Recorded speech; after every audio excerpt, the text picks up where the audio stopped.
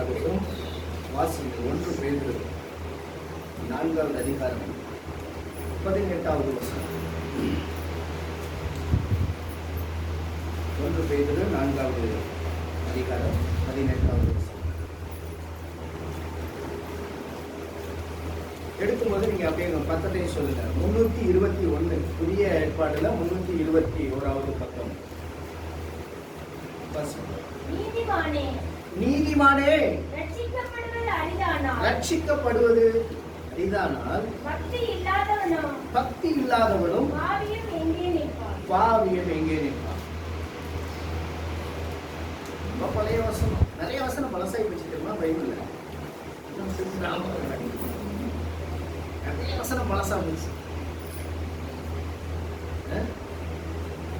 பழசா போச்சுன்றதுக்காக சொல்ல முடியாது. ஒரு பழமொழி சொல்லுவாங்க, கடுகு சிரித்தாலும் ஆரம்பரையாது.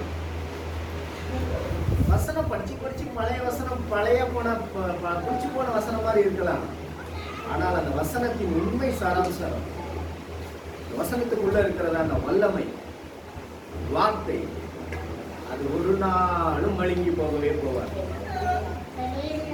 நம்ம எப்பயோ பல தடவை சொல்லியிருப்பாங்க, நீதிமானே ரட்சிக்கப்படுவது அரிதானால் பக்தி இல்லாதவனும் பாவியும் அவன் எங்கே நிற்பான் அப்படின்னு சொல்லி. நீதிமானே ரட்சிக்கப்படுவது அரிது அப்படின்னு சொல்லும் பொழுது உண்மையாகவே பரிசுத்தவான்கள் கர்த்தருடைய பிள்ளைகள் கொஞ்சம் பயப்படும், அலர்ட் ஆகும்.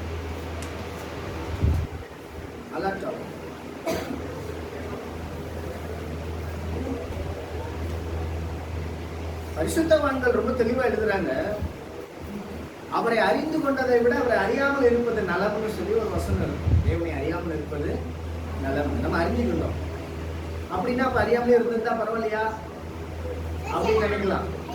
இந்த வசனத்தை கற்றுக்கொண்ட பிறகு அப்படி ஒரு எண்ணம் வரலாம், அறியாமலே இருந்தா அப்படின்னு. இந்த அறியாமலே இருப்பது என்பது பாவிகளுக்காக சொல்லப்படல. அறியாமல் இருப்பது நலம்னு பாவிகளுக்காக சொல்லப்படல. தேவனை அறியாமலே செயல்படுகிற பக்திமான்களுக்காக எழுதப்பட்டது. பாவிகளுக்கு எல்லாம் என்ன அப்படின்னு சொன்னா, துன்மார்க்கர்களும் பாவிகளும் விபச்சாரர்களும் கொலைபாதகரும் விக்கிரக ஆராதனைக்காரர்களும் 2ஆம் மரணமாகி அக்கினி கடலிலே பங்கடைவார்கள் ஜட்ஜ்மெண்ட் எழுதியாச்சு. அப்ப பாவிகளுக்காக அது சொல்லப்படல. அவர் அறியாமல் இருப்பது நலம்னு சொல்லி பாவிகளுக்காகவும் துன்மார்க்கர்களுக்காகவும் விபச்சாரர்களுக்காகவும் விக்கிரக ஆராதனைக்காரர்களுக்காகவும் அது எழுதப்படல. விக்கிரக ஆராதனைனா சிலை வழிபாடாளர்கள் அப்படின்னு சொல்லி எடுக்கக்கூடாது. இந்த புதிய உடன்படிக்கையில சிலை வழிபாடு செய்கிறவங்களை அவர்கள் விக்கிரக ஆராதனை செய்கிறார்கள் கூட தேவனுடைய பார்வையில் அவர் கணிக்கல. பழைய உடன்படிக்கையில் அப்படி அவர் நினைச்சாரு. ஆனா புதிய உடன்படிக்கையில் அவர் அப்படி நினைக்கல. ஏன் அப்படின்னு சொன்னா, அந்த விக்கிரகங்கள்ன்ற ஒரு சப்ஜெக்ட ஒண்ணுமே இல்லைன்றாரு. பரிசுத்த ஆவியானவர் எழுதுறாரு, விக்கிரகமானது ஒன்றும் இல்லை என்று சொல்லி என்ன பண்றாரு, பவுல் மூலமாக பரிசுத்த ஆவியானவர் பதிவு செய்கிறார். அது ஒரு பொருள் இல்லை, அது எதுக்கு நீங்க பெருசா நினைச்சுக்கிறீங்க. முன்னதான் அதுக்கு ஒரு சத்துவங்கள் கொடுக்கப்பட்டிருந்தது. அவனுடைய கரத்துல இருந்தனால, சாத்தானுடைய கரத்துல இருந்தனால அந்த விக்கிரகங்களுக்கு ஒரு தத்துவங்கள் கொடுக்கப்பட்டிருந்தது. ஆனால் புதிய உடன்படிக்கையில அந்த விக்கிரகங்கள் சொரூபங்களுக்கு ஒண்ணுமே கிடையாது. அது சும்மா ஒரு என்னது, அது வீட்டுல இருக்கிற ஒரு டாய்ஸ், அவ்வளவுதான். வீட்டுல நீங்க ஷோகேஸ் வச்சிருக்கிற ஷோகேஸுங்களுக்கு இருக்காது உயிர் இருக்கா? அப்படி உயிர் இருந்ததுன்னா வீட்டுல இருக்கிற பிள்ளைங்களை விட அதுங்களோட அக்கப்போதான் அதிகமா இருக்கும். கச்ச இடத்துல இருக்காது, அது பாட்டு வந்துகிட்டு இருக்கோம், அது பாட்டு பேசிக்கிட்டு இருக்கோம், அப்படி இருக்கும். புதிய உடன்படிக்கை நம்ம தேவன் அதெல்லாம் ஒரு பொருட்டே இல்லை அப்படின்னு சொன்னா, அப்ப நம்ம வணங்கலாமா? நம்ம அதெல்லாம் வழிபடலாமா? வணங்கலாமா? அதான் ஒண்ணும் இல்லையே அப்படின்ற எண்ணத்துக்குள்ள போகக்கூடாது. அதை ஒண்ணு இல்லைன்னும் போது அதை நம்ம எதுக்கு செயல்படணுன்ற அந்த அறிவு நமக்குள்ள வந்துடணும். ஏன்னா பரிசுத்த ஆவியான ஒரு ஆளுகையில் வந்திருக்கனால அது நமக்கு ஒண்ணுமே இல்லை, அதனால அதை வழிபட தேவையில்லை, அதெல்லாம் ஒண்ணுமே இல்லை. ஏன்னா என்னுடைய தேவன் ஒரு பராக்கிரமசாலி, அவருக்கு ஒரு ரூபமும் கிடையாது, சுரூபமும் கிடையாதுன்ற அந்த உணர்வு, அந்த அறிவு நமக்கு இருக்கணும். அப்ப யாருக்காக அந்த வார்த்தையை அவர் எழுதுறாரு? அவர் அறியாமல் இருந்தால் நலந்து யாருக்காக எழுதுறாருன்னா பக்திமான்களுக்காக எழுதுறாரு. அவர் ஏதோ ஒரு வழிபாட்டுல இருக்கலாம், போப்பா எனக்கு இந்த எதுவுமே இல்லப்பா, கடவுளே இல்லப்பா, ஆனா யாரோ ஒருத்தர் இருக்காருப்பா அப்படின்னு நினைக்கிறவன் அவனும் பரிசுத்தவான் தான். ஒருத்தர் இருக்கிறாரு, அது நீ சொல்ற சிலுவை போட்டிருக்கிறவரோ, அல்லது நீ வச்சிருக்கிற தாடிக்காரரோ, அல்லது நீ வச்சிருக்கிற கம்பி ஊட்டிக்கிறவரோ, நீ வச்சிருக்கிற தலையில வேற ஏதாவது தூக்கி வச்சுக்கிட்டு இருக்கிறவரோ, அவர் அதெல்லாம் எனக்கு அதெல்லாம் தெரியாது. ஆனா ஒருத்தர் உண்டு, ஒருத்தர் உண்டு, அவனும் பக்திமான் தான். ஏன் அப்படின்னு சொன்னா, ஒருத்தர் இருக்கிறாருன்னு பாருங்க, அது அவர் தான் இருக்கிறவராக இருக்கிறேன். அத்தனை பட்டணத்துல பலிபீடங்களை கட்டிட்டு, தங்களுக்கு தெரிஞ்ச தெய்வங்களுக்கெல்லாம் பலிபீடத்தை கட்டிட்டு, சரி இது இல்லாம வேற யாராவது ஒருத்தர் இருந்தாருன்னா அவருக்கு நம்ம வச்சான்னு பாருங்க. அவருக்கு நம்ம வச்சான்னு பார்த்தீங்களா? அறியப்படாத தேவனுக்கு யாராவது ஒருத்தர் இருந்தாருன்னா, கடவுள் வேற ஒருத்தர் யாராச்சும் இருந்தா அவருக்காக இது அவர் வந்து இங்க இருந்துக்கிட்டோம் அப்படின்னு வச்சாங்க பாருங்க.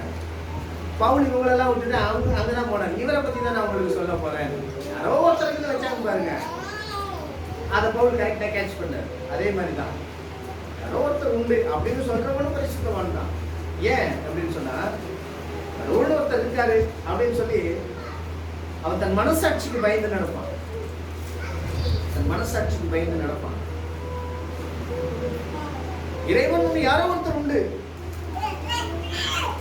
மனசாட்சிக்கு பயந்து நடப்பான்.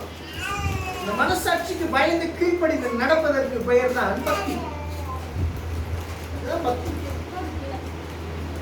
யாரோ ஒருவர்னு சொல்லி அவரை அறியாமல் அவன் பண்றான், நாம் அவரையே அறிகிற அறிவை நாம் பெற்றுக் கொண்டவர்களாக இருக்கிறோம். இதுதான் வித்தியாசம். அவனுக்கு நாம் அவர்தான் அவர், இவர்தான் அவர் என்பதை நாம் அறிந்து கொள்ளுகிற அந்த அறிவை தேவன் நமக்கு இருக்கிறார். அந்த மாதிரியான பக்திமான்களுக்காக தான் எழுதுனர். அறியாமல் இருந்தால் நலமா இருக்கும், ஏன்னா அவனே வந்துறதுக்கு வாய்ப்பு இருக்கு. ஆனால் நீங்க அவரை அறிந்து கொண்டீர்கள். நீங்கள் தேவனுடைய ரத்தத்தினாலே கழுவி நீதிமான்கள் ஆக்கப்பட்டு இருக்கிறீர்கள். அவருடைய ஆவியினாலே பரிசுத்தமாக்கப்பட்ட பரிசுத்தவான்கள். நமக்கு நிறைய பேருக்கு நமக்கே வரமாட்டேங்குது வாயத்தம் சொல்றதுக்கு. நான் பரிசுத்தவான் அப்படின்னு சொல்றதுக்கு நமக்கே கூச்சமா இருக்கு தெரியுமா? நிறைய பேருக்கு உண்டா இல்லையா? உண்டா இல்லையா? வருதா இல்லையா? நீங்க சொல்லுங்க, எங்க பப்ளிக்ல உங்க குடும்பத்துல உங்க சொந்த பந்தங்கள் நான் பரிசுத்தவான் அப்படின்னு சொல்லி அப்படின்னா, ஆனா சொல்லணும், சொல்லிதான் ஆகணும். சொல்றதுக்கு முன்னாடி இந்த பரிசுத்தத்துல தன்னை உறுதி பண்ணி கொள்ள வேண்டும். அந்த பரிசுத்தத்துல தன்னை நிலைத்து நிற்க வேண்டும். அந்த நீதிமன்ற ஸ்தானத்துல நிலை நிற்கிறவர்களாக காணப்பட வேண்டும். ஏன்? அதுக்காக தான் ஆண்டவராகிய இயேசு கிறிஸ்து அவருடைய வேறுபட்ட ரத்தத்தை வார வாரம் நம்ம பந்தி எடுக்கிறோமே. சில சபைகள்ல அதை வருஷத்துக்கு ஒரு தடவை மாத்திட்டாங்க, சில சபைகள்ல மாசத்துக்கு ஒரு தடவை மாத்திட்டாங்க. மாசத்துக்கு ஒரு தடவை பந்தி எடுக்கிறவங்க எல்லாம் வார வாரம் எடுக்கிறவங்கள பார்த்தா நெக்கல் அடிப்பாங்க. வார வாரம் இவங்க எடுக்கிறவங்க அப்படின்னு. அப்ப நம்ம என்ன நினைக்க தோணுது? அப்ப 29 நாள் இவன் வந்து அசுத்தமா இருந்துட்டு மாசம் 30வது நாள் மட்டும் பரிசுத்தம் வரும், நாள் பரிசுத்தமா கூடாது அப்படின்னு நம்ம நினைக்க வேண்டியது இல்ல.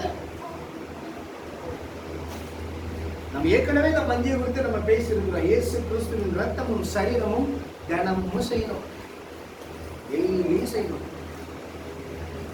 தினமும் செய்யணும். சபை என்பது ஞாயிற்றுக்கிழமை கூடுகிறது அல்ல. சபை என்பது நம்முடைய வீடு. சபையினுடைய தொடக்கம் முதல்ல வீடுல இருந்து ஆரம்பிக்குது. நம்முடைய வீடுல இருந்து ஆரம்பிக்குது. இப்ப என் வீட்டுல நான் இருக்கேன், மனைவி இருக்க, மகன் இருக்க, மகள் இருக்க. இது சபை. ஏன்னா கிறிஸ்துவின் சரீரங்களோடு கூட இணைக்கப்பட்டிருக்கிற ஒரு சபை. வீடுல தினமும் செய்யணும். காலையும் மாலையும் செஞ்சாலும் தப்பு கிடையாது. இது எல்லாத்துக்குமே பரிசுத்தவான்கள் செய்ய கேட்கிறவங்க அல்லது யாராவது விவாதத்துக்கு வரணும் இல்லை அப்படி இருக்கிறான்னு கேட்டா, நான் புட்டு வசனத்தோடு கூட, வசனம் மட்டுமல்ல அவங்க செஞ்சதை கூட எடுத்து காண்பிக்கிறதுக்கு தயாரா இருக்கு. தினமும் செய்யணும். தினமும் காலையில சாயந்தரம் நம்ம செய்யணும். கூடுமான வரை பிள்ளைங்களை எல்லாம் பார்த்துக்கோங்க, ஏன்னா ரெக்கார்ட் ஆகிட்டு இருக்கு. அப்ப நல்லா கவனிச்சு பாருங்க.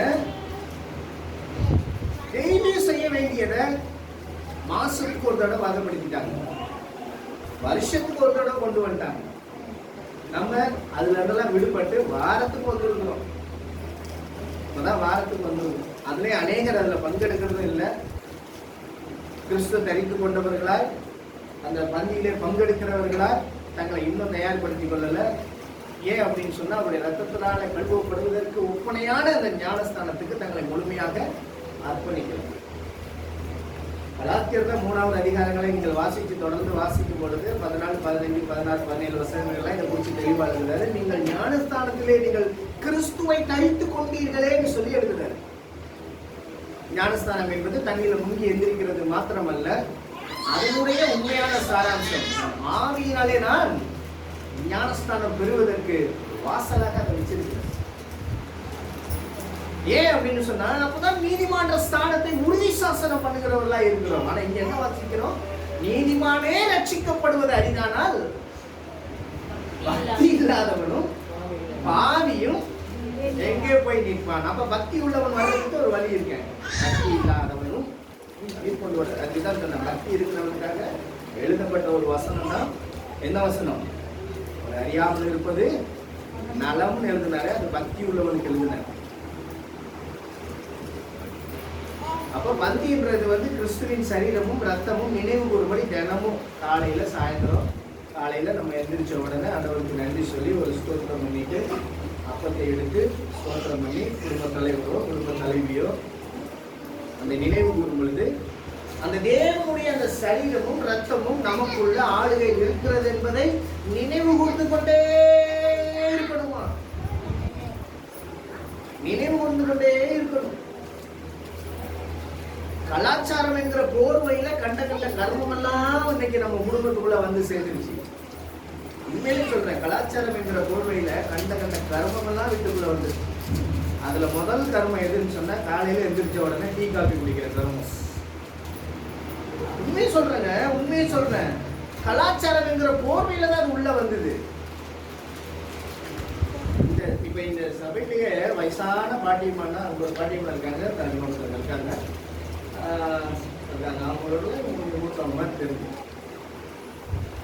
ஆரம்ப நாட்கள்ல நீங்க பாருங்க, வீடுகள்ல எப்பவுமே கிராமத்துல எப்பவுமே சரி, அந்த நாட்கள்ல நீங்க கவனிச்சு பாத்தீங்கன்னா வீடுகள்ல கூழ் இருக்கும் எப்பவுமே. வீட்டுக்கு விருந்தாளிங்க வந்தாங்கன்னா டீ காபி கொடுக்குற பழக்கம் கிடையாது, மோர் கூழ் தான் கொடுப்பாங்க. உண்டா இல்லையாமா? வயசானது இருக்கவங்க சொல்லுங்க. கூழ் தான் கொடுப்பாங்க, மோர் தான் கொடுப்பாங்க.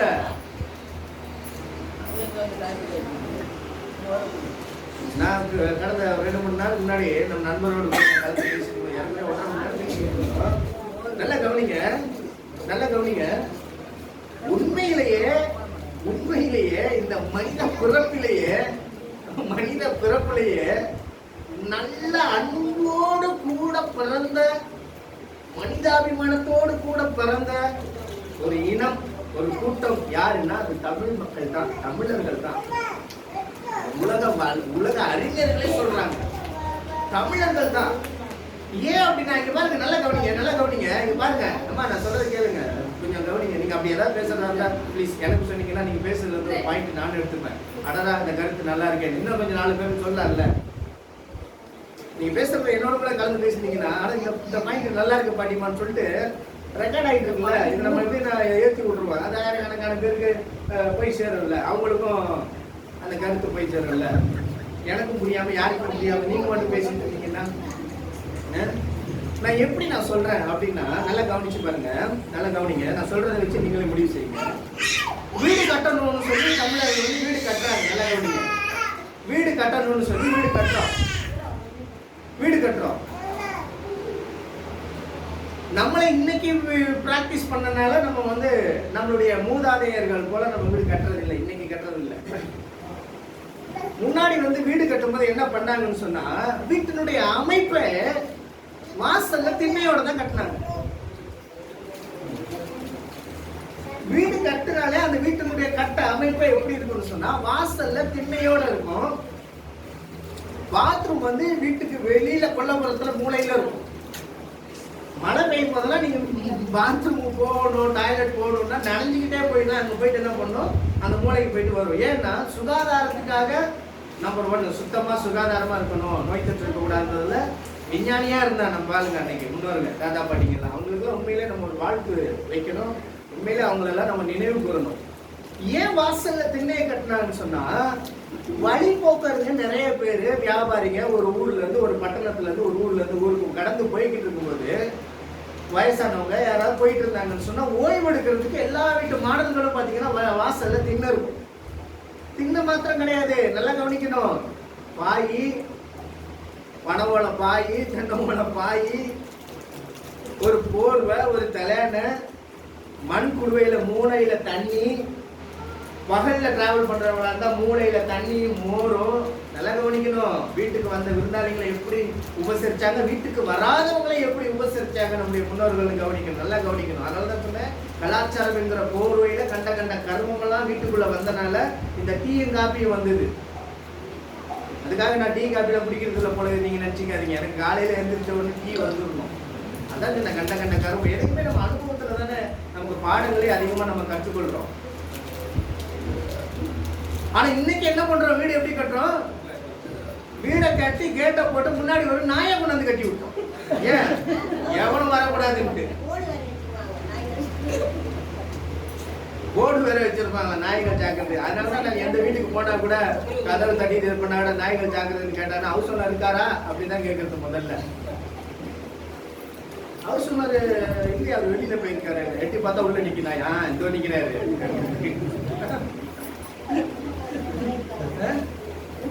எவ்வளவு மானங்கட்ட மைண்ட் பாத்தீங்களா இன்னைக்கு நமக்கு, எவ்வளவு மானம் கெட்டு போயிருக்கு பாருங்க மைண்டு. ஒரு திண்ணையை கட்டி விட்டா போற ரெஸ்ட் எடுப்பாங்க, தோட்டத்தில் பாருங்க. அப்போ மூதையாரு, அப்ப அவங்கள போற்றுறதுல தப்பு கிடையாது இல்ல. ஏன், அவங்களுடைய குணாதிசயங்கள் அது தேவனுக்கு பிரியமாவே இருந்தது. அதனால சொன்ன அவங்களுடைய பிறப்புலையே நம்முடைய மூதாதையர்கள்லாம் ஒரு அன்பு நிறைஞ்சவங்களா தான் இருந்தாங்க. அப்படிப்பட்ட வீடுகள்லாம் இன்னைக்கு கிராமப்புறங்கள்ல நிறைய இடங்களை பார்க்கும்போதுலாம் ஆச்சரியமா இருக்கும், சந்தோஷமா இருக்கும். அந்த திண்ணையில போய் உட்காந்து யாரா நீ எந்திரா அப்படிலாம் சொல்ல மாட்டாங்க. யார் பண்ணி எந்த ஊருக்கு போற, அவனுக்கு என்ன வேணும், சாப்பிடுறியா, இருந்ததுன்னா உள்ள இருக்கிற கஞ்சி எடுத்துட்டு வந்து என்ன பண்ணுவாங்க. நமக்கு இப்பெல்லாம் கஞ்சினா நமக்கு கஞ்சா பிரியாணி கொண்டாந்து விட்டான், பிரியாணி கொண்டாந்து விட்டான். நீ 6 மாசம் நீ பிரியாணி சாப்பிடு, இன்னொருத்தனை 6 மாசம் கஞ்சி குடி, 6வது மாசம் நீ செத்துருவ. அவன் 6 வருஷம் நம்ம உயிரோட இருப்பான். 6 மாசம் நீ பிரியாணி சாப்பிட்டுட்டே செத்து போயிடுவ. 6 வருஷம் உங்களுக்கு கஞ்சி குடிச்சாலும் அவன் உயிரோட இருப்பான். ஏன், சத்து எதுன்னு சொல்லி நம்முடைய முன்னோர்கள் தெரிஞ்சு வச்சிருந்தாங்க. நான் ஏன் இந்த சப்ஜெக்ட் எடுத்துறாங்க அதெல்லாம் போறேன் அப்படின்னு சொன்னா, அந்த நீதிமான ஸ்தானத்துல போகும்போது அந்த நீதிமானுக்குரிய குணாதிசயங்களை நம்முடைய இனம், அவன் வழிபாடு வேற இருக்கலாம். தமிழர்களுடைய வழிபாடு என்ன, தமிழர்களுடைய வழிபாடு என்ன, மூதாதையர்கள் இறந்துட்டாங்கன்னா அவங்க வீட்டுல தெய்வம் மாறிடுவாங்க. அப்படித்தானே, அப்படித்தானே. இன்னைக்கு கூட நம்ம ஆளுகளுடைய கலாச்சார வீடுகளுக்குள்ள போய் பாருங்க, பாட்டனுடைய போட்டோ இருக்கும், அதுக்கு ஒரு மாலை இருக்கும், தாத்தாவுடைய போட்டோ இருக்கும், அதுக்கு ஒரு மாலை இருக்கும், அப்பாவுடைய போட்டோ இருக்கும், அதுக்கு ஒரு மாலை இருக்கும். ஏன், இருக்கும்போது அவங்க எல்லாம் நல்ல தலைவர்களா இருந்தாங்க, இருந்ததுக்கு அப்புறம் அவங்க தெய்வமா மாறிட்டாங்க. மூதாதையர்களுடைய வழிபாடு எதா இருந்தது, முன்னோர்களை தான் வழிபாடாவே இருந்தது. அது அப்படியே காலகாலமா இருந்தது. ஆனா குணாதிசயத்துல அவன் நீதியை செய்கிறவனாகவும் இரக்கத்தை சிநேகிக்கிறவனாகவும் தேவனுக்கு முன்பாக அந்த பக்தியில தன்னை என்ன பண்றவன், தாழ்மை உள்ளவனாக அவன் காணப்பட்டான். நல்ல கவனிச்சு பாருங்க.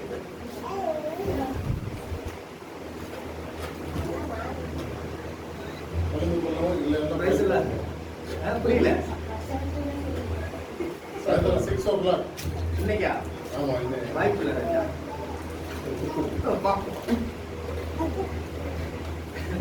தடங்களுக்கு மன்னிக்கும், நம்ம பழைய பாஸ்ட் தெரியல. சரி, கவனிப்போம் கவனிப்போம், நல்லா கவனிங்க. அப்ப அப்படிப்பட்ட ஒரு தூய அன்பதான் தேவன் சொல்றாரு, நீதிமான் இரக்கத்தை சிநேகிக்கிறவன்.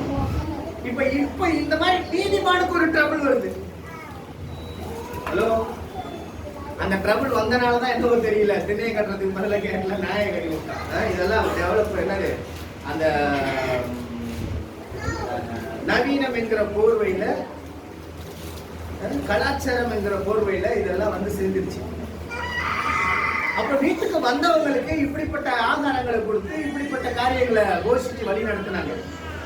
ஆனா தேவன் இதை உடன்படிக்கையாவே கற்பிக்கிறார். எப்படி கற்பிக்கிறாரு, கர்த்தருடைய பிள்ளைகள் வீட்டுக்கு வரும் பொழுது, ஒருவருக்கு ஒருவர் சந்திக்கும் பொழுது, கர்த்தருடைய பிள்ளைகள் ஒருத்தருக்கு ஒருத்தர் சந்திக்கும் பொழுது, பேசிக்கொள்ளும் பொழுது, வாய்ப்பு கிடைக்கும் பொழுது, டீ காபி கொடுத்து கலாச்சாரத்தை நம்ம அந்த கண்ட கருமத்தை கொண்டு வர்றதை விட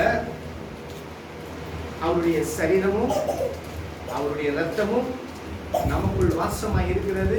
நம்மை உண்டாக்கினவர் கர்த்தராகிய கிறிஸ்து. அவரை நாம் தொழுது கொள்கிறோம், அவரை நாம் வாழ்த்துகிறோம், அவரை போற்றுகிறோம் என்பதை நினைவு கூறும்படிக்கு வீட்டுக்கு வர்ற கெஸ்டுக்கு என்ன பண்ணணுமா, ஸ்தோத்திரம் பண்ணி பிள்ளைகளோடு எல்லாம் சேர்ந்து அவர் அந்த வந்தவங்களும் சேர்ந்து ஸ்தோத்திரம் பண்ணி அப்பத்தை பிட்டு கிறிஸ்துவை அந்த உடன்படிக்கையை நினைவு கூறணும். இது தினமும் செய்யணும். டெய்லி கெஸ்ட் வந்தாங்கன்னா அந்த டீ காஃபி கொடுக்குற பழக்கம் விட்டு இந்த மாதிரி செய்யணும். இது கூட இப்படி இருக்குதா அப்படின்னு சொன்னா அன்னைக்கு இருந்தது. அப்போஸ்தலர் நாட்கள்ல இது இருந்தது. அப்போஸ்தலர் நாட்கள்ல இதை கடைபிடிச்சாங்க. தினந்தோறும் அப்பமிட்டார்கள் இருக்கும், விடுதோறும் அப்பமிட்டார்கள் இருக்கும். அப்படி எதுன்னு சொன்னா கர்த்தருடைய பிள்ளைகள் வீடுகளில் கூடும்போது இந்த சம்பவத்தை அவங்க கடைபிடிச்சாங்க. இப்படிப்பட்ட பரிசுத்தவான்கள், இப்படிப்பட்ட நீதிமான்களுக்கு ஒரு பிரச்சனை. அவர் சொல்றாரு, இப்ப நீதிமான்களே ரட்சிக்கப்படுவது அரிது. ஏன் அப்படின்றத அடுத்த வசனத்துல சொல்றாரு. நீதிமான் ரட்சிக்கப்படுவது அரிது, நீதிமானே ரட்சிக்கப்படுவது அரிது என்பதை அடுத்த வசனத்துல வாசிக்க முடியும். 1 பேதுரு 4வது அதிகாரத்துல 19வது வசனத்துல எழுதுகிறார். வாசிக்க பார்க்கலாம். ஆகையால் எப்படி சொல்றாரு? இந்த ஆகையால் அப்படின்றத மேல இருந்தே நம்ம படிக்கலாம் பாருங்க. நீதிமானே ரட்சிக்கப்படுவது அரிதானால் பக்தி இல்லாதவனும் பாவியும் எங்கே நிற்பான்? கேள்வி கூறி. ஆகையால் இப்ப படிப்போம். ஆகையால் தேவனுடைய சித்தத்தின்படி இந்த பாட அனுபவிக்கிறவர்கள், இதை நீங்க நல்லா ஹைலைட் பண்ணிக்கொள்ளுங்க, அண்டர்லைன் பண்ணிக்கொள்ளுங்க. கையில பைபிள் இல்ல, பேனா இல்ல நினைக்கிறவங்க அந்த வார்த்தையை அப்படியே கட் பண்ணி உங்கள் இருதயத்துல, உங்கள் சிந்தையில ஆழமா ஆண்டி அடிச்சு வைங்க. யாரு? நீதிமான்கள். யாரு? பரிசுத்தவான்கள். நீங்க கர்த்தருடைய பிள்ளைகள், நீங்க நல்ல உண்மையிலேயே தேவனுடைய பரிசுத்தத்தை வாழ்க்கை வாழுகிற நீங்க வாயை திறந்து அறிக்கையிடுங்க. நான் பரிசுத்தவான்னு சொல்லுங்க. எப்ப பார்த்தாலும் ஜெபம் பண்ணும்போது ஆண்டவரே பாவியாக என்னை மன்னியும், ஆண்டவரே பாவியாக என்னை பாவி பாவி பாவின்னு சொல்லி அறிக்கை இடுகிற நாவு பரிசுத்தவான் அப்படின்னு சொல்லி அறிக்கை இடுறதுல தயக்கமா இருக்கு. ஏன்? பாவத்தை மன்னி, பாவியாக பாவங்களை மன்னி, பாவம் பாவம் பாவம் சொல்றதை விட பாருங்க, நமக்கு முன்பாக பாவமும் வைக்கப்பட்டிருக்கிறது. பாவி என்கிற வார்த்தையும் இருக்கு, பரிசுத்தவான் நீதிமான்கிற வார்த்தையும் இருக்கு. ஏன் இதை எடுத்து பேசுவதற்கு, அறிக்கையிடுவதற்கு நம்முடைய வாய் வரமாட்டேங்குது? எப்ப பார்த்தாலும் ஜெபம் பண்ணும்போது பாவி பாவி கேட்டா நம்மளை தாழ்த்திக்கிறோம். இந்த மாயமான தாழ்மை ஒரு வாரம் தேவன் என்ன பண்றது இல்ல, விரும்புறது இல்ல. முதலமைச்சர் பையன் ஊருக்குள்ள போயிட்டு கம்முன்னு இருக்க மாட்டான். கொஞ்சம் திமுறா, கொஞ்சம் கெத்தா தான் இருப்பான். உண்டா இல்லையா? சிஎம்முடைய பையன் ஊருக்குள்ள வந்தானே எப்படி இருப்பான்? ஐயோ என்ன யாருக்குமே தெரியக்கூடாது அப்படி இருக்க மாட்டான். தெரியாதவங்களை கூப்பிட்டு சொல்லுவான், நான் யாரு? சிஎம்முடைய பையன். அதை சொல்லாம சொல்றதுக்கு தான் ஊர்ல திருவிழா மாதிரி அதை லைட் எல்லாம் கட்டி கொடியெல்லாம் கட்டி பண்றது. என்னன்னு கேட்டா என்ன சொல்லி சிஎம் வராரா, சிஎம்மோட பையன் வராரா, ஏதாவது ஒன்று சொல்றதுக்கு தான், தன்னை யாருன்னு காண்பிக்கிறதுக்கு தான். இப்ப சிஎம்முடைய பையனுக்கே இவ்வளவு கெத்து, இவ்வளவு திமிரு அப்படின்னு சொன்னா, நம்ம சர்வ வல்லமையுள்ள தேவனாகிய கர்த்தருடைய பிள்ளைகள், அவருடைய அவயவங்கள், அவருடைய பாடியில இருக்கிற ஸ்பாட்ஸ், நம்ம ஸ்பேர் பார்ட்ஸ். நான் பரிசுத்தவான், நான் நீதிமான் சொல்லுவதற்கு அநேகருக்கு என்ன பண்ண முடியல, தயக்கமா இருக்கு. அதை மாத்துங்க, அந்த மைண்டை மாத்துங்க. நான் பரிசுத்தவான் சொல்லுங்க, நான் நீதிமான் சொல்லுங்க. அப்பதான் அந்த நீதிமானுக்கு வருகிற பாடுகள். இப்ப இந்த நீதிமானே ரட்சிக்கப்படுவது அரிதானாலும் சொன்னா, அப்ப இங்க சொல்றாரு, தேவனுடைய சித்தத்தின்படி பாட அனுபவிக்கிறவர்கள் நன்மை செய்கிறவர்களாய் தங்கள் ஆத்துமாக்களை உண்மையுள்ள சிருஷ்டி கர்த்தராகிய அவருக்கு ஒப்பு கொடுக்க கடவர்கள். நல்லா கவனிக்கணும். நீதிமான் என்று சொல்லுகிறவர்கள், பரிசுத்தவான் ஆக்கப்பட்டவர்கள் பாடு அனுபவிப்பதற்கு. எப்படிப்பட்ட பாடு? தேவனுடைய சித்தத்தின்படி பாடு அனுபவிப்பதற்கு அவர்கள் தங்களை ஒப்பு கொடுக்கப்பட்டவர்களாய் காணப்பட வேண்டும். இப்ப இந்த இடத்துலதான் அந்த பாடுகளை, தீங்குகளை தேவன் பிரிக்கிறார். தேவனால் அனுப்பப்படுகிற பாடுகளும் தீங்குகளும் உண்டு. மாம்சத்தினால் அவனால் ஏற்படுகிற பாடுகளும் தீங்குகளும் உண்டு. தேவனால் ஏற்படுத்தப்படுகிற பாடுகளும் தீங்குகளும் அதை தாங்குகிற பலனும் சக்தியும் கூடவே வரும். மாம்சத்தினால் பிசாசுகளினால் உண்டாகுகிற பாடுகளும் தீங்குகளும் நம்முடைய சுய சிந்தையில் உருவாக்கி ஏற்படுத்தக்கூடியதாக இருக்கிறது. இதிலே சிக்குகிற நீதிமான்கள் பிழைப்பது அறிவு. அந்த நீதிமான் தப்பிக்கிறது அறிவு. அதைதான் எழுதுறேன். நான் ஏற்கனவே பலமுறை சபைக்கு நான் பாடம் எடுத்திருக்கிறேன். நல்லா கவனிக்கணும். பாவம் என்பது 2 வகையாக உண்டு. பாவம் என்பது 2 வகையில இருக்குது. தெரிஞ்சவங்க சொல்லுங்க பாப்போம், எந்தெந்த வகையில இருக்கு பாவம்? மாம்சத்துக்குரிய பாவம் உண்டு, ஆவிக்குரிய பாவம் உண்டு. பாவத்துல கூட ஆவிக்குரிய பாவம் இருக்கா? இருக்கு. மாம்சத்துக்குரிய பாவமும் உண்டு, ஆவிக்குரிய பாவமும் உண்டு. நீதிமான் என்று தன்னை சொல்லிக் கொள்கிறவர்கள், பரிசுத்தவான் என்று தங்களை சொல்லிக் கொள்கிறவர்கள் மாம்சத்துக்குரிய பாவத்திலே சிக்கினாலும் சரி, ஆவிக்குரிய பாவத்திலே சிக்கினாலும் சரி, நீதிமானே ரட்சிக்கப்படுவது அறிவு. எல்லாம் உள்வாங்கிக் கொள்ளணும் கர்த்தருடைய பிள்ளைகள். ஏன் நம்மளாம் நெஞ்ச நிமித்தி வர சொல்லியிருக்கோம். என்னன்னு நெஞ்ச நிமித்தி?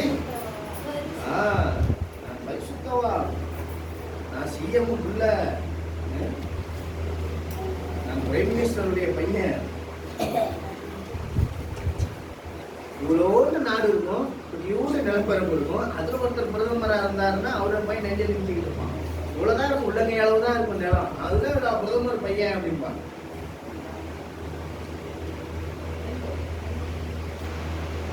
நமக்கு அந்த உணர்வுகள் இல்லை. இவ்வளோ பெரிய பூமி, வானங்கள், நட்சத்திரங்கள், அண்ட சராசரங்களை உண்டாக்கின சர்வ வல்லமையில தேவனாகிய கர்த்தருடைய பிள்ளைகள். நம்ம அப்ப எவ்வளோ நெஞ்ச நிமித்தி நிக்கணும். நான் பரிசுத்தவான். இனிமேல் வந்து நீங்க அதை அறிக்கை இடுங்க. நம்ம எதை அறிக்கை இடுறோமோ அதுவாகவே மாறி போவோம். எதை அறிக்கை இடுறோமோ அதுவாகவே மாறி போவோம். நான் மார்க்கெட்டிங் பண்ணும்போது எங்களுக்கு வந்து சென்னை வடபழனியில் இருக்கிற கோயம்பேட்டில் இருக்கிற ராதா பார்க்க ஆனந்த் ராஜ் பாரியில் ஒரு ஹோட்டலில் மீட்டிங் நடக்குது. ராதா பார்க் ஹோட்டலில் நடக்குது. 10 நாள் மீட்டிங். எங்களுக்கு மேனேஜருக்கு எல்லாருக்கும் மார்க்கெட்டிங் ட்ரைனிங் கொடுக்குறாங்க. அப்போ என்ன பண்ணுறாங்கன்னு சொன்னால், அச்சீவ்மெண்ட்னு சொல்லிட்டு ஒரு செக்ஷனில் நடக்குது. என்னென்னா கோல் அச்சீவ்மெண்ட். அதாவது என்னென்னா நம்முடைய கனவை வந்து நினைவாக்கணும். அதுக்கு ஒரு மிகச்சிறந்த ஒரு சக்ஸஸ்ஃபுல் ஒருத்தர் வந்து எங்களுக்கு ப்ராக்டிஸ் கொடுக்குறாரு. அவர் வர்றதுக்கு முதல் நாள் என்ன பண்ணிட்டாரு, எங்ககிட்ட நீங்கள் வந்து உங்களோட இருதயத்தில் நீங்கள் என்னென்னலாம் விரும்புகிறீங்களோ, ஒரு காரோ வீடோ எதெல்லாம் விரும்புகிறீங்களோ அந்த ஃபோட்டோலாம் கொண்டு வாங்கிட்டேன். சரி, அப்போ நமக்கு வந்து ஒரு கார் வந்து ஓப்பல் கோர்ஸா, ஓப்பல் ஆஸ்ட்ரா, ஓப்பல் கோர்ஸா அப்படின்னு ஒரு கார் அந்த டைமில் எனக்கு அந்த கார் ரொம்ப பிடிக்கும். அந்த கார் போட்டோவை வந்து கடையில் வாங்கிட்டு ஒரு நல்ல ஒரு அழகான ஒரு வீடு, இந்த மாதிரி ஒரு வீடு, இந்த மாதிரி ஒரு காரு, உண்மையாக சொல்கிறேங்க, வாங்கிட்டு போகிறோம். அவங்கவுங்க நான் மறுநாள் நாங்கள் போய் மீட்டிங் அட்டன் பண்ணுறோம். அவர் ஆஃபீஸர் வர்றதுக்கு முன்னாடி நாங்களாம் பேசிக்கிறேன், நீ நடத்துட்டு வந்தேன், நீ நடத்துட்டு வந்தேன், நீ நடத்துட்டு வந்தேன். அவங்களாம் உனக்கு அவங்க ஆளாருக்கு தங்களுடைய கனவெல்லாம் கொண்டு வந்திருக்கிறாங்க. அப்போ பயிற்சி எடுக்கிறாங்க. என்னன்னா, நீங்க எடுத்துட்டு வந்தாலும் அவங்க டேபிள் முன்னாடி வச்சுக்கங்க, எல்லாம் அவங்க டேபிள்ல அவங்க வச்சுக்கிட்டு வரிசையா வச்சுக்கிட்டு இதையே நீங்க அடையணும்னு சொல்லி என்ன பண்ணுங்கன்னா, எப்ப பார்த்தாலும் சொல்லுங்க, இந்த கார் ஒன்று நான் வாங்கணும், இந்த வீடு ஒன்று நான் வாங்கணும், இந்த கார் ஒன்று வாங்கணும், இந்த வீடு ஒன்று வாங்கணும் அப்படின்னு. அப்ப இதுக்கு நீங்க எப்போ கையில வச்சுக்க வேண்டாம், பர்சல் வைக்கிற மாதிரி இருந்தா சின்னதா வச்சுக்க. அப்படி இல்லைன்னா வீட்டுக்குள்ள நீங்க அதிகமா எந்த இடத்த வீட்டுல பாப்பீங்களோ அங்க வந்து இதை ஒட்டி வச்சுக்கங்க. கதவுக்கு பின்னாடி ஒட்டிங்க, கதவு கூட்டி இருக்கும்போது வீட்டுக்குள்ள பார்க்கலாம், வீட்டுக்குள்ள ஒட்டி வச்சுங்க. எவ்வளவு பேர் ஒட்டினாலும் தெரியல, எங்களுக்கு ஒட்டுறதுக்கு வீடு இல்லை, அப்போ அதனால ஒட்டலை. இது வந்து உண்மை. ஏன் அப்படின்னு சொன்னா, நம்ம எதை செய்யணும்னு நினைக்கிறோமோ, எதை அடையணும்னு நினைக்கிறோமோ, அதையே குறிச்சு பேசி, அதையே சிந்தித்து அது மாதிரி வசனம் இருக்குல்ல, அதையே குறிச்சு அதையே சிந்தித்து அதையே பேசி என்ன பண்ணுங்க, அதிலே நீங்கள் நடவுங்கள்னு வசனம் இருக்கு. அந்த உலகத்துல இருக்கிற அறிஞர்கள் என்ன பண்றாங்க, அந்த உலகத்தை ஆதாயப்படுத்த, உலகத்துல சுகபோகமா வாழ எடுத்து அதை பயன்படுத்துறாங்க, இந்த மாதிரியான சக்சஸ்ஃபுல் வேர்ட்ஸ். ஆனா நம்ம என்ன பண்ண போறோம்னு சொன்னா, நான் பரிசுத்தவான், நான் நீதிமான், நான் பரிசுத்தவான், நான் நீதிமான் சொல்லும்போது பாவம் செய்வதற்கும் அது ஒரு தடையாக நின்று போகும். அந்த பரிசுத்தத்தை நீதிமான ஸ்தானத்தை நிலை நிறுத்துறதுக்கும் நம்ம என்ன பண்ணோம், தங்களை தயார் பண்ணி கொண்டு வருவோம். ஆனால் இந்த நீதிமானே ரட்சிக்கப்படுவது அரிதானான்னு சொன்னால், ரெண்டு வகையான பாவத்துல சிக்குகிறவர்களுக்கு எழுதப்பட்டிருக்கிற அந்த வார்த்தையாக அது காணப்படுகிறது. ஒன்று மாம்சத்துக்குரிய பாவம், இன்னொன்று ஆவிக்குரிய பாவம். மாம்சத்துக்குரிய பாவம் சொன்னா ரொம்ப தெளிவா வசனங்கள்ல பல இடங்கள்ல நம்ம வாசிச்சிருக்கிறோம். விபச்சாரம், காம விகாரம், வேசித்தனங்கள், விக்கிரக ஆராதனையான பொருளாசைகள், சிற்றின்பங்கள், இதெல்லாம் மாம்சத்துக்குரிய பாவங்களாக மாறி இருக்கு. ஆவிக்குரிய பாவங்கள்னு சொல்லி லிஸ்ட் போட்டோம்னு சொன்னா, நியாய பிரமாணத்தின் கிரியைகளுக்குள், சடங்கு சம்பிரதாய சட்டதிட்டங்களுக்குள் தங்களை கொண்டு போகிற நீதிமான்கள் ரட்சிக்கப்படுவது அரிது. அதான் பவுல் ரொம்ப தெளிவா கலாத்தியர்லாம் நீங்கள் வாசிக்கும் பொழுது, கலாத்தியர் புஸ்தகங்கள்ல பல தடவை வாசிச்ச வசனங்கள் அதுல ரொம்ப தெளிவா எழுதுறாரு. நியாய பிரமாணத்தினாலே ஒருவனும் நீதிமான் ஆக முடியாது என்பது எழுதி இருக்கிறதே. நியாய பிரமாணத்தின் கிரியைக்காரர்கள் யாவரும் சாபத்துக்கு உட்பட்டு இருக்கிறார்கள்.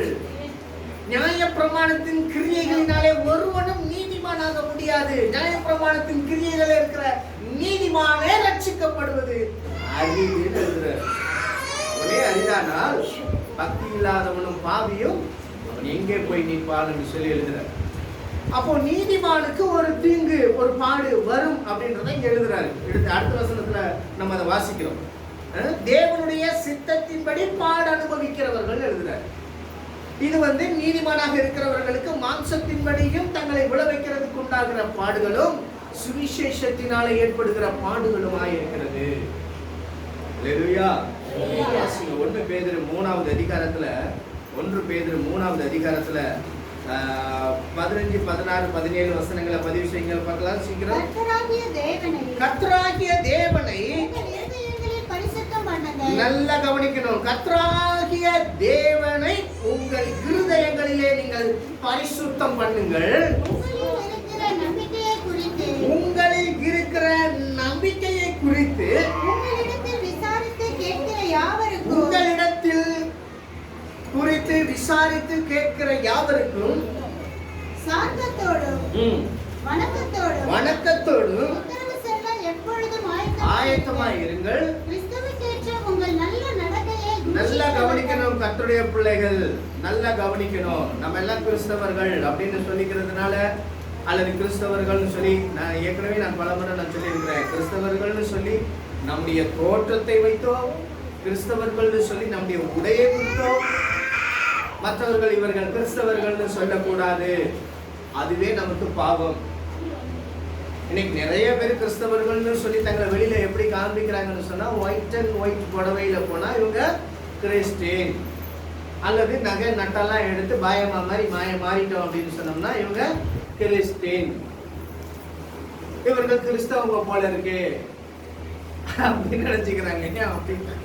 அவரு பிரதர் ஜோசப் பிரதையா அப்படின்னு சொல்லிக்கிறாரு, பாயமா மாதிரி மாறிட்டா கிறிஸ்டியன். அப்படி அல்ல. வெளி தோற்றத்தை வைத்து கிறிஸ்தவர்கள் என்று சொல்லக்கூடாது. நம்முடைய நடக்கையை வைத்து, நம்முடைய நல்ல நடக்கையை வைத்து, நம்முடைய நல்ல பேச்சுக்களை வைத்து, நம்மளுடைய அறிவார்ந்த பேச்சுக்கள் கிரியைகளை வைத்து மற்றவர்கள் சொல்லணும். கிறிஸ்தவர்கள்ட்ட எப்பவுமே இந்த குணம் இருக்கும். இந்த குணம் இருந்ததுன்னு சொல்லி அவன் கேள்விப்பட்டானே, அப்படின்னால அனைவரும் அவங்க கிறிஸ்தவனா தான், கிறிஸ்டியனா தான் இருப்பாங்கன்னு சொல்லி நம்முடைய கிரியைகள் கிறிஸ்துவை முன்குறித்ததாக காணப்படணும். அததான் இந்த இடத்துல அந்த வார்த்தையை அவர் பதிவு செய்கிறாரு. வாசிங்க பார்க்கலாம் அந்த வசனத்தை மீண்டும். கிறிஸ்துவுக்கு ஏற்ற உங்கள் நல்ல நடக்கை. நல்ல கவனிக்கணும். கிறிஸ்துவுக்கு ஏற்ற நல்ல நடக்கை, அதுதான் அவங்க தான் கிறிஸ்தவர்கள். இப்ப இந்த நல்ல நடக்கையை தூஷிக்கிறவர்கள் உங்களை அக்கிரமக்காரன் என்று உங்களுக்கு விரோதமாய் சொல்லுகிற விஷயத்தில் வெட்கப்படும்படி நல் மனசாட்சியுடையவர்களாய் இருங்கள். அதாவது என்னன்னு சொன்னா, கிறிஸ்துவுக்காக அர்ப்பணிக்கப்பட்டிருக்கிற உங்களுக்கு பாடுகள் வருமானால் அந்த கிரியைகளினாலே நீங்கள் கிறிஸ்துவை உடையவர்கள் சொல்லி நல் மனசாட்சியோடு கூட கிறிஸ்துவை நீங்கள் முன்னிறுத்துங்கள் சொல்லி எழுதுறார். பாடுகளை குறிச்சு எழுதுறார். அடுத்த வசனத்துல அங்க சொல்றாரு, வாசிங்க பாருங்க. தீமை செய்து பாடு அனுபவிப்பதிலும் தேவனுக்கு சித்தமானால் நன்மை செய்து பாடு அனுபவிப்பதே மேன்மையாக இருக்கும். அல்லேலூயா. நீதிமானுக்கு ஒரு பாடுகள் துன்பங்கள் வரும் பொழுது அதை தீமைக்குள்ளாய் கொண்டு போய் கிறிஸ்துவை அவமதிப்பதை காட்டிலும் கிறிஸ்துவை மகிமைப்படுத்தி அதை நன்மைக்கு எதுவாய் முடிக்கும்படிக்கு அந்த பாடுகளை அனுபவிப்பதே நலமாக இருக்கும். ஏன்? இந்த நீதிமான் தான் ரட்சிக்கப்படுவார். இப்படி பயணிக்கிற நீதிமான் தான் காப்பாற்றப்படுவார். இந்த பாடுகளினாலே அவன் பாவத்துக்குள்ளாகவும் ஆவிக்குரிய பாவங்களுக்குள்ளாகவும் ஒரு நீதிமான் கடந்து போவானால் அவன் ரட்சிக்கப்படுவது அரிது, ரொம்ப கஷ்டம்ன்ற. அதனாலதான் இன்னைக்கு எத்தனையோ நீதிமான்கள், எத்தனையோ பரிசுத்தவான்கள் மறைமுகமாக பாவிகளாக அவர்கள் வாழ்ந்து கொண்டிருக்கிறார்கள். வெளித்தோற்றத்திலே அவர்கள் பரிசுத்தவான்களைப் போல வேடமிட்டுக் கொண்டிருக்கிற எத்தனையோ ஆவிக்குரிய பாவிகள் இந்த உலகத்திலே காணப்படுகிறது. அல்லேலூயா. ஆமா, இன்னைக்கு நிறைய ஆவிக்குரிய பாவிகள் இருக்கிறாங்க. விபச்சாரத்துல விடுதலை ஆயிருப்பாங்க, மாம்சத்து கிரியைகள்ல விடுதலை ஆயிருப்பாங்க. ஆனால் ஸ்பிரிச்சுவலாக அவங்க என்ன பண்ணியிருப்பாங்க? பாவங்களுக்குள்ளாக, அதான் சொன்னேன், நியாயப்பிரமாணத்தினால நீதிமான் ஆக முடியாது என்று சொன்ன அந்த பாவங்களுக்குள்ள இன்னைக்கு அநேக நீதிமான்கள் இருக்கிறாங்க. அதனால எழுதினார் பேதுரு, நீதிமானே ரட்சிக்கப்படுவது அரிதானால் பக்தி இல்லாதவன் பாவினா எங்கோ போய் நிற்பான்னு சொல்லி. இன்னைக்கு அநேகர் அதுல இருந்து விடுதலை ஆகியிருந்தாலும், ஆவிக்குரிய பாவத்திலிருந்து விடுதலை ஆகியிருந்தாலும், மாம்சத்துக்குரிய பாவத்தில் இன்னைக்கு அநேக பரிசுத்தவான்கள் கர்த்தருடைய பிள்ளைகள் இன்னைக்கு சிக்கி சின்னாபின்னமாகி கொண்டிருக்கிறார்கள். வெளி தோற்றத்திலே அவர்கள் தங்களை கிறிஸ்தவர்களாக காண்பித்துக் கொண்டிருக்கிறார்கள். அல்லேலூயா. தேவனுடைய நாமம் மகிமைப்படுவதாக. ஏன் சொன்ன ஆண்டவர் இந்த கடைசி நாட்களிலே நீதியாய் அவர் நியாயம் தீர்க்கக்கூடியவராக இருக்கிறார். வாசிங்க இன்னொரு வசனத்தை, 1 பேதுரு 4வது அதிகாரத்துல 1 பேதுரு 5வது அதிகாரத்துல 10வது வசனத்தை பதிவு செய்ய பாருங்க. 1 பேதுரு 5வது அதிகாரத்துல 9, 10 வாசிங்க. விசுவாசத்தை உறுதியாய் இருந்து, நல்லா கவனிக்கணும் கர்த்தருடைய பிள்ளைகள். இந்த விசுவாசம் என்கிற டைட்டிலை வச்சே நம்ம பல காரியங்களை பேசிக்கொண்டே போகலாம். எத்தனையோ பரிசுத்தவான்களை நம்ம இதற்கு நம் துணையாக கூப்பிட முடியும். ஏன் பரிசுத்தவான்கள் உதவிக்கு நம்ம அழைக்கலாம்? அப்போஸ்தலர்கள் சொல்றாங்க. ஏன்னா விசுவாசம் என்கிற ஒரு சப்ஜெக்ட் எடுத்தா, அவங்கள மிஞ்சி நம்ம வேற யாருமே நம்ம காண்பிக்க முடியாது.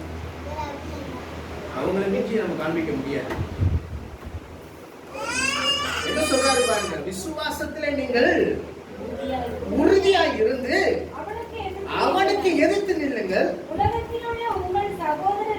உலகத்திலே உள்ள உங்கள் சகோதரரிடத்தில் இந்த சகோதரர்கள் தான் இங்க அப்போஸ்தலர்கள், அவங்கள தான் சொல்றேன். அதான் சொல்றேன், விசுவாசத்தில் சொல்லும் பொழுது சகோதரர்கள் அப்போஸ்தலர்களை காண்பிக்கிறாரு. அவர்களிடத்திலே அப்படிப்பட்ட பாடுகள் நிறைவேறி வருகிறது என்று அறிந்திருக்கிறீர்களே. கிறிஸ்து இயேசுவுக்குள் நம்மை தமது நித்திய மகிமைக்கு அழைத்தவராய் இருக்கிற சகல கிருபையும் பொருந்திய தேவன் தாமே கொஞ்ச காலம் பாடு அனுபவிக்கிற உங்களை அவர் சீர்படுத்தி, ஸ்திரப்படுத்தி, பலப்படுத்தி, அல்லேலூயா. இந்த மாதிரி வார்த்தைகள் வசனங்கள் வரும் பொழுது நீங்களே ஆமென் அப்படின்னு சொல்லணும். அதுதான் வசனத்தை நேசிக்கிறவர்களுடைய அது ஒரு வெளிப்பாடு. என்ன சொல்றாரு? நீதிமானே ரட்சிக்கப்படுவது அரிதுன்னு ஒரு இடத்துல எழுதுறாரு. அது யார சொல்றாருன்றத பாக்குறோம். 2 விதமான பாவங்கள்ல சிக்கி இருக்கிற அந்த பாவிகள் ரட்சிக்கப்படுவது அரிது. ஆனா நீதிமான்களுக்கு பாடு வரும். நீதிமான்களுக்கு பாடு வரும். நன்மை செய்து பாடு அனுபவிப்பதே நலமாய் இருக்கும்னு சொல்லியும் வாசிக்கிறோம். அந்த பாடோடு கூட அவனை விடாம அந்த பாடிலே அவனை விசுவாசத்தில் உறுதி பண்ணி அப்போஸ்தலர்களை காண்பித்து சகோதரர்களை காண்பித்து அந்த பாடுகள் உங்கள் வாழ்க்கையிலே கொஞ்ச காலம் தான் வரும்.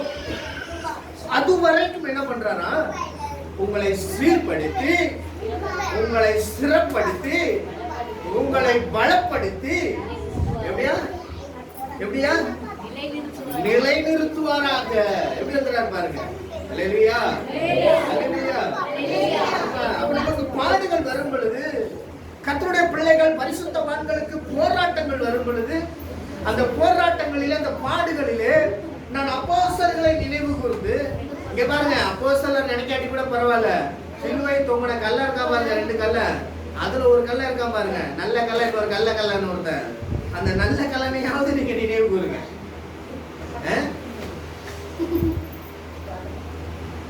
2 கல்ல, ஒருத்தன் நல்ல கல்ல, இன்னொருத்தன் கல்ல. அந்த 2 கல்லனும் செஞ்ச தப்பு தெரியும்ல உங்களுக்கு. என்ன பண்ணாங்க? கல்லன்னா திருடங்க கிடையாது. கள்ளத்தனமான மைண்ட் இருந்தாலே அவன் கள்ளன் தான். அவங்க 2 பேருமே பொய் சாட்சி சொன்னவங்க. இயேசுவோடு பொய் சாட்சி சொன்னவங்க. அதுல ஒருத்தன் உணர்ந்துட்டான், நம்ம பண்ணது மனந்திருந்துதான், நான் செஞ்சது தப்பு, நம்ம செஞ்சது தப்புன்றத உணர்ந்தா அவன் நல்ல கள்ளன்.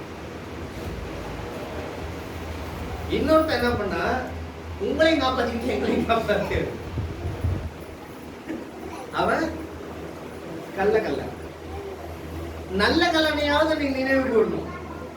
அப்போஸ்தலர்கள் கூட உங்களால முடியல, அவங்க என்ன பண்ணாங்கன்னு உங்களால ஆராய்ச்சி பண்ணா, இதெல்லாம் ஒரு சின்ன சாம்பிள். உங்கள் விசுவாசத்திலே நீங்கள் நிலை நிறுத்தும்படியாக இதெல்லாம் ஒரு சாம்பிள். அவனே என்ன பண்ணான், உறுதியா நின்னானே, கிளைமாக்ஸ் வரைக்கும் அவன் நின்னானே. அப்ப தேவன் என்ன பண்றாரு பாருங்க, நீதிமான்களுக்கு வரும் பாடுகள் அநேகமா இருக்கும். ஆனால் தேவன் அவனை எல்லா இக்கட்டுகளில் இருந்தும் கர்த்தர் வரும் பாடுகள் அநேகம். நீதிமானே ரட்சிக்கப்படுவது அரிது. அது வேற டைப் ஆஃப் பீப்புள்ஸ், அது வேற கேட்டகரி. அதுக்கு நமக்கும் சம்பந்தம் இல்லை. ஆனா அந்த சம்பந்தத்துல போய் நீங்க சிக்கிற கூடாது. இந்த டைப் பீப்புள்ஸ் வேற. ஏன்னா இவங்க அப்போஸ்தலர்கள் தேவனோடு கூட இருக்கிறவர்கள். நீதிமான்களுக்கு வரும் பாடுகள் எந்த ரூபத்துல கூட வரும், பாவங்களும் வரும், பாடுகளும் வரும். ஆனா தேவன் என்ன சொல்றாரு, விசுவாசத்தில் அவர்களை உறுதிப்படுத்தி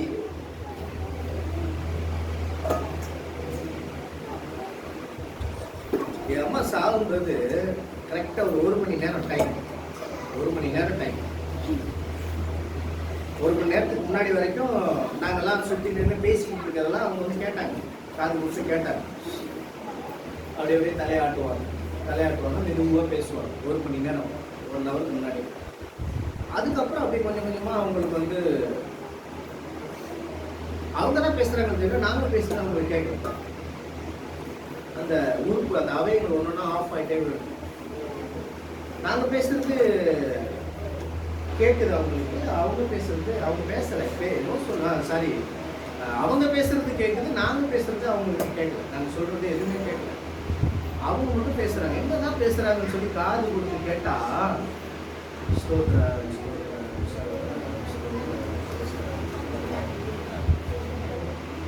சாக போன அடுத்து ஒரு 1/2 மணி நேரம், ஒரு 40 நிமிஷத்துல நடந்த சம்பவம்.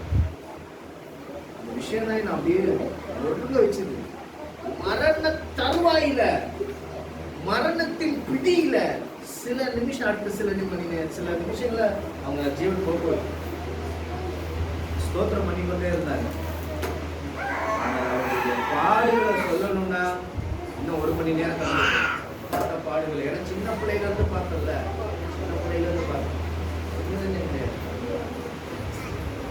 கேன்சர் தாக்குனதுல இருந்து 10 வருஷம் மரண போராட்டம். 10 வருஷம் நீங்க சொன்னா நம்ப மாட்டீங்க, ஒரு உடம்புல தேவையான எலும்பு நல்ல ஸ்ட்ராங்கா இருந்ததுன்னா தான் நம்மளால நடக்க முடியும். எலும்பு லைட்டா தேஞ்சிருந்தா கூட வலி அதிகமா இருக்கும், நடக்க முடியாது. ஆனா அவங்களுக்கு உடம்பு ஃபுல்லாவே எலும்பு தேஞ்சி, முதுகல் இந்த எலும்புகள் எல்லாம் தேஞ்சி, கால் எலும்பெல்லாம் தேஞ்சி, இந்த பட்டைக்ஸ் பின்னாடி அந்த இடுப்பு செப்ப அந்த எலும்பு தேஞ்சி, அதோடு கூட தான் சபைக்கு பஸ் ஏறி வந்து போயிட்டு இருந்திருக்காங்க 10 வருஷம். அந்த உடம்பு எவ்வளவு ரணமா இருந்திருக்கும் பாருங்க. யார்த்தையுமே சொல்லல, யார்த்தையுமே சொல்ல முடியல. டாக்டர்கிட்ட பேசும்போது தான் அதனுடைய வேதனையை உணர முடியும். அந்த எலும்பு அரிச்சு அரிச்சு அரிச்சு அரிச்சு அரிச்சு அரிச்சு இந்த இடுப்பு பக்கத்துல இருந்த எலும்பு அரிச்சு அரிச்சு அரிச்சு கட்டாயிடுச்சு. கட்டா நம்ம வீட்டுல பொத்துன்னு விழுந்துட்டு இருக்காங்க. அப்பதான் அவங்களுக்கு அதிகமா அந்த பிரச்சனை மரணத்துக்கு அதுக்கப்புறம் ஒரு 6 மாசத்துல அவங்க இறந்துட்டாங்க. அந்த பிரச்சனை எலும்பு கட்டாயிடுச்சு, அதுக்கப்புறம் 6 மாசத்துல இறந்துட்டாங்க. அந்த எலும்பு கட்டான உடனே எனக்கு தான் ஃபோன் வந்தது. நான் தான் அவங்கள தூக்கி உட்கார வச்ச உடனே அவங்கள தூக்கும் போதே ஒரு மாதிரி என்ன சொல்றது, ஒரு மாதிரி அந்த டக்குன்னு ஒரு சவுண்டு. அப்போ நான் புரிஞ்சுக்கிட்டேன் எலும்பு தான் உடஞ்சிருச்சு. அவங்கள அப்படியே கட்டில் போட்டு அப்புறம் பேர் முடிக்க அங்கே அந்த ஹாஸ்பிட்டல் இந்த ஹாஸ்பிட்டல் கடைசியில் பார்த்தோம்னா கடைசியில் கவர்மெண்ட் ஹாஸ்பிட்டல் தான் கூட்டிகிட்டு போகணும்னு சொல்லிட்டு அங்கே போய் அவங்கள ஃபுல் பாடி செக்அப் பண்ணும்போது உடம்புல எல்லா எலும்பு தேஞ்சிக்கிறங்க அடிச்சு கிடக்கு. ஃபுல்லா கூடையே அடிச்சு கிடக்கு. உடம்பு ஃபுல்லா எலும்பு அடிச்சு கிடக்கு. அந்த ஸ்கேன் ஃபுல் பாடி ஸ்கேன்ல அங்கங்க கருப்பு கருப்பா இருக்கு. நான் என்ன நினைச்சேன்னா சரியா எக்ஸ்ரே எடுக்கல போல இருக்கு. அங்கங்க கரையிருக்க எக்ஸ்ரே எடுக்கல போல இருக்கு நினைச்சா டாக்டர் சொல்றாரு இந்த கருப்பா இருக்கிறது எல்லாமே எலும்பு அரிச்சிருங்க. அந்தந்த இடத்துல எலும்பு அரிச்சு அரிச்சு அரிச்சு அரிச்சு அரிச்சு இதை வந்து கிட்டத்தட்ட எப்படி பார்த்தாலும் ஒரு 7-8 வருஷம் இருந்திருக்குமா. இந்த எலும்பு இப்பதான் உடைஞ்சிருக்கு அவங்களுக்கு. நல்லா கவனிச்சு பாருங்க. இவ்வளவு மரண போராட்டம், வறுமை ஒரு பக்கம், குடும்ப சூழ்நிலை ஒரு பக்கம், உடல் அளவுல ஒரு போராட்டம், மரண தருவாயில கூட ஸ்தோத்திரம் பண்ணி கொண்டே இருந்தாங்க, கர்த்தரை மகிமைப்படுத்தி கொண்டே இருந்தாங்க. அதனாலதான் நம்மளாம் வைராக்கிடுச்சா வாழ்க்கை. கவனிச்சு பாருங்க. பல பேர் என்ன பண்றாங்க, இந்த இது வரும்போதே என்ன பண்றாங்க, நேர மருந்தளிச்சிருவாங்க, தூஷிச்சிருவாங்க. ஏன் அதான் சொல்றேனே, நம்ம வாழுகிற வாழ்க்கை பிள்ளைகளுக்கு நல்ல வழித்தடங்களா அமையும், நல்ல வழித்தடங்களா அமையும். அதனாலதான் இயேசுவும் அப்போஸ்தலர்களும் பின்வரும் சந்ததிக்கு, எதிர்கால சந்ததிக்கு, எதிர்காலத்துல பிள்ளைகள் எப்படி நடந்து வரணும்னு ஒரு ஆழமான அழுத்தமான ஒரு காலமும் அழியாத விசுவாச தடங்களை எழுதி கொடுத்தாங்க. அதான் நம்ம இங்க வாசிக்கிறோம். அந்த தடத்துல தான் நீங்க போகணும். தாயரை பார்க்கும் போதெல்லாம் ஒண்ணுமே இல்லை, நம்ம இருக்கிற போராட்டங்கள்லாம் உடம்பெல்லாம் நல்ல தெப்பாக தான் இருக்குது, நல்லா தான் இருக்கும், பிரச்சனை இல்லை. மாம்சத்தின்படி சில ஆவிக்குரிய சில போராட்டங்கள் வரும் பொழுது சோர்ந்துராம நம்மளை பலப்படுத்தக்கூடியது மாதிரி அப்போஸ்தலர். அதனால சொன்னேன், கல்லணையாவது நம்ம நினைவு கூறுவோம், அட்லீஸ்ட் அவனையாவது நினைவு கூறுவோமே. அவனும் வேதத்துல இடம் பிடிச்சவன் தானே, வேதத்துல இடம் பிடிச்சவன் தானே. போராட்டத்துக்கு கடைசி நிமிஷத்துல கூட அவன் விசுவாசமா நின்னானப்பா. அப்போஸ்தலர்கள் நின்னாங்களே விசுவாசத்துல. நம்ம விசுவாசம் என்னன்னா பிள்ளைங்க, இப்ப நான் சாட்சி கொடுக்குற மாதிரி உங்க பிள்ளைங்க உங்களை சாட்சி கொடுக்கணும்ல. நான் சாட்சி கொடுக்குறேன், நம்ம ஊருக்கு சொல்றேன். நான் கேட்டேன், காதார கேட்டேன், வீட்டுல எல்லாருமே கேட்டாங்க, சோத்திரம் பண்ணி கொண்டே இருந்தாங்க. சார் அடுத்த ஒரு அவங்க பேசிட்டே இருந்த 2 நிமிஷத்துல என்னெல்லாம் எனக்கு அப்படியே கலக்க ஆரம்பிச்சு. அடுத்த ஒரு 20 நிமிஷத்துல தான் அவங்க அப்படியே அமைதிக்குள்ள அவங்க அப்படியே பேசினாங்க. அப்படியே அமைதியாக சோத்திரத்தோடு கூட நம்ம வாழ்க்கைய அழகாக முடிச்சாங்க. எத்தனை வருஷம் போராட்டம் தெரியுமா. இறந்ததுக்கு அப்புறம் தான் நான் பாவின்றதே நான் முழுசா உணர்ந்தேன். நான் பரிசுத்தத்தை இப்ப பேசுறேன், ஆனா நான் பாவின்றதே உணர்ந்தேன். ஏன்னா செய்ய வேண்டியதெல்லாம் இருக்கும்போது நம்ம செய்யாம விட்டுட்டோமே. ஒரு பெரிய ஒரு பாவத்தை நம்ம தலையில சுமந்த மாதிரி ஒரு மனசுல ஒரு பெரிய பாரம் இருக்கும்போது, அவங்க இருக்கும்போது செய்ய வேண்டியதை சரியா நம்ம செய்யாம விட்டுட்டோமே, தப்பு பண்ணிட்டோமேன்ற அந்த ஒரு பெரிய மனசுல பெரிய ஆதரவு, ஒரு பாவத்தை சுமந்த மாதிரி இருக்கு. அதான் நான் அழுதுகிட்டே இருப்பேன். அவங்க நினைவு வரும்போதெல்லாம் அழுதுருவேன். அந்த இடத்துக்கு அம்மா இருந்த இடத்துக்கு போனோன்னா ஒரு பாதாம் இருக்கு, அதை பார்த்தா என் தன்னால அப்படியே கண்ணு அப்படியே கிளம்பும். ஏன்னா அந்த மரத்தை விற்கிறதுக்கு நானே எங்க அம்மாவும் போட்டி போட்டுக்கிட்டு, அதெல்லாம் சொல்ல முடியாது. நீங்க அந்த மர சாட்சி. அவங்க நான் எங்கேயோ எடுத்துட்டு வந்து ஒரு டப்பாவில் வச்சிருந்தேன். அதுக்கப்புறம் அதை எடுத்து நடணும் போது இந்த இடத்துல நடலாம் போது அவங்க நட்டதை அவங்க அம்மா கையால எதை நட்டாலும் வளர்ந்துருவோம். எது நட்டாலும் வளர்ந்துடும். நிறைய பேர் சொல்லுவாங்க, பக்கத்துல இருக்க வீடுகளுக்கெல்லாம் போய் இவங்க போய் நட்டுட்டு வருவாங்க. ஏன்னா தெரியல, சிஸ்டர் வந்து நட்டாங்கன்னா அக்கா வந்து நட்டா நல்லா வளருது அப்படின்னு. அந்த பக்கம் இருக்க மரங்கள் எல்லாம் அவங்க கையால நட்டுறதா. அப்ப அவங்க எங்களுக்கு கற்றுக் கொடுத்த தடம் என்ன அப்படின்னு சொன்னா, விசுவாசத்துல மரணத்தின் பிடியில இருந்து வர அது ஒரு பெரிய ஒரு பிளஸிங். என்ன அப்படின்னு சொன்னா, கடைசியில ஆவிக்குரிய காரியங்களை வந்து தன் தாய்க்கு தன் பிள்ளை மூலமாகவே ஆண்டவர் போதிக்கிற ஒரு பெரிய பாக்கியத்தை ஏற்படுத்தி கொடுத்தார். அவங்களே ஆச்சரியப்பட்டாங்க, பிள்ளை வந்து இவ்வளவு ஆவிக்குரிய காரியங்களா பேசுறான். தேவன் கொடுத்த ஒரு ஈவு, தேவனுடைய கிஃப்ட், தேவன் கொடுத்த ஒரு பாக்கியம். மாம்சத்தின்படி என் தாய்க்கு செய்ய வேண்டிய காரியங்களை முழுமையா செய்ய முடியலையே என்கிற ஒரு பாரம் இன்னும் எனக்கு இருக்கு. அது சாகுற வரைக்கும் அது எனக்கு போவார். அழுத்தம் மனசுக்குள்ள, அம்மா இருக்கும்போது நம்ம செய்யலையே. அதனாலதான் பிள்ளைங்களுக்கெல்லாம் சொல்றது, அழுத்தமாவே சொல்றது. அதனாலதான் பெற்றோர்களுக்கும் சொல்றது, பிள்ளைங்கள் இடத்துல நம்ம அதிகபட்சம் அனுப்பு. ஏதோ நடந்து நம்மகிட்ட இல்லைன்னும் போது அதுக்கப்புறம் அழுது பிரயோஜனப்படுறதுல அர்த்தமே இல்லை. பிள்ளைங்களும் அதே போலதான், தாயின் இடத்துல பெற்றோர்கள் இடத்துல அதிகபட்சம் அனுப்பு. அதே போலதான் பெற்றோர்களும் பிள்ளைகள் இடத்துல அதிகபட்சம் அனுப்பு. ஏன் அப்படின்னு சொன்னா, அந்த அன்பு என்பது வந்து பல நோய்களை நீக்கி போடும், பல வருஷத்துக்கு அந்த இணைப்புகள் அதை ஏற்படுத்தி கொடுக்கும். கோபமும் சண்டைகளும் எரிச்சல்களும் பொறாமைகளும் புற்றுநோயை விட கொடியது. நம்ம பிள்ளைங்க கிட்ட, நம்ம அப்பா அம்மா கிட்ட நம்ம அன்பு செலுத்தலைன்னா வேற யார் செலுத்துவாங்க? நம்ம பிள்ளைங்க நம்ம அன்பு செலுத்தலாம் யார் செலுத்துவாங்க? அதான் சொன்னேன், போனதுக்கு அப்புறம் தான் தெரியும் அது ஒரு பெருத்த பாவம் தான் நமக்கு. நம்ம குடும்பத்துல அது ஆளுகையில் இருக்கும். என் தாய்க்கு நான் உண்மையிலே நான் செய்ய வேண்டிய கட்டத்துல செய்யலை. ஆனால் ஆண்டவராகிய இயேசு கிறிஸ்து சொல்லும்போது சொல்றாரு, நம்ம நீதிமான்கள் பரிசுத்தவான்கள் உங்களுடைய வாழ்க்கையில எத்தனையோ போராட்டங்கள் வரும், விசுவாசத்துல உறுதியா இருக்கிறவங்களை முன்மாதிரியாக சகோதரர்களை நினைத்து என்ன பண்ணணுமா, அந்த தடத்துல கடந்து போறதற்கு, விசுவாசத்துல உறுதிப்படுத்துவதற்கு அவர் என்ன பண்ணுவாரா, நம்மை பலப்படுத்தி, நம்மை பக்குவப்படுத்தி, நம்மை ஸ்திரப்படுத்தி நிலை நிறுத்துவாராக என்று சொல்லி அவரை கேட்டுக்கிற வசனத்தோடு கூட இந்த செய்தி நாம் நிறைவு செய்யணும். வாசி பாருங்க, இந்த வசனத்தை கடைசியா ஒரு தடவை வாசிங்க பார்க்கலாம். வாசிச்சது 5வது அதிகாரத்துல 10வது வசனத்துல, கிறிஸ்து இயேசுவுக்குள் நம்மை தமது நித்திய மகிமைக்கு அழைத்தவராய் இருக்கிற சகல கிருபையும் பொருந்திய தேவன் தாமே கொஞ்ச காலம் பாட. நல்லா கவனிக்கணும், கொஞ்ச காலம். சார்வல் நவராஜ் அம்மா நினைக்கிறேன், நல்ல அருமையான பாட்டு ஒன்றாங்க. கொஞ்ச காலம் இயேசுவுக்காக. அப்புறம் என்னது, சகிப்பதினா இந்த துன்பம் துன்பமாய் மாறும், இயேசுவை நான் காணும்போது. அருமையான பாட்டு.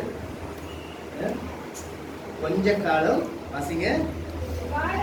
பாட அனுபவிக்கிற உங்களை சீர்படுத்தி. நீதிமான்கள் பரிசுத்தவான்கள், இது வந்து கைவிடப்படுகிற, நீதிமானே ரட்சிக்கப்படுவது அரிதானால் அந்த கேட்டகரியை பீப்பிள்ஸுக்கு சொல்லப்பட்டதல்ல. தேவனிடத்துல சேரப்போகிற நீதிமான்கள் அவர்களுக்கு சொல்றாரு, பரிசுத்தவான்களுக்கு சொல்றாரு, உங்களை அவர் சீர்படுத்தி. பாயிண்ட் நம்பர் 1, சீர்படுத்தி. யோவான் 15 அதிகாரம் 1, 2, 3 வசனங்களை வாசிக்கும் பொழுது அவர் சொல்றாரு, அதிக கனிகளை கொடுக்கிற மரங்களை, தோட்டங்களை அவர் கண்டால் அதை சுத்தப்படுத்தி இன்னும் அதிக கனிகளை கொடுக்கும்படிக்கு என்ன பண்றாரு, அதை சுத்தப்படுத்தி சீர்படுத்துகிறவராக இருக்கிறார் அப்படின்னு சொல்லி பார்க்கிறோம். நம்மை அவர் நீதிமானாக முன்குறித்து அழைத்து தம்முடைய ரத்தத்தினாலே நம்மை பரிசுத்தப்படுத்தி அழகு பார்க்கிற தேவன் நமக்கு என்ன பண்றாரா, அவர் நம்மை சீர்படுத்தி ஸ்திரப்படுத்தி பலப்படுத்தி கடைசி அவர் நம்மை நிலை நிறுத்துவாராக. கர்த்தர் என்னை சீர்படுத்தி, என்னை ஸ்திரப்படுத்தி, என்னை அவர் பலப்படுத்தி நிலை நிறுத்துவார் என்று சொல்லி நான் விசுவாசிக்கிறேன். கர்த்தர் உங்கள் ஒவ்வொருவரையும் ஆசீர்வதிப்பாராக. ஆமென்.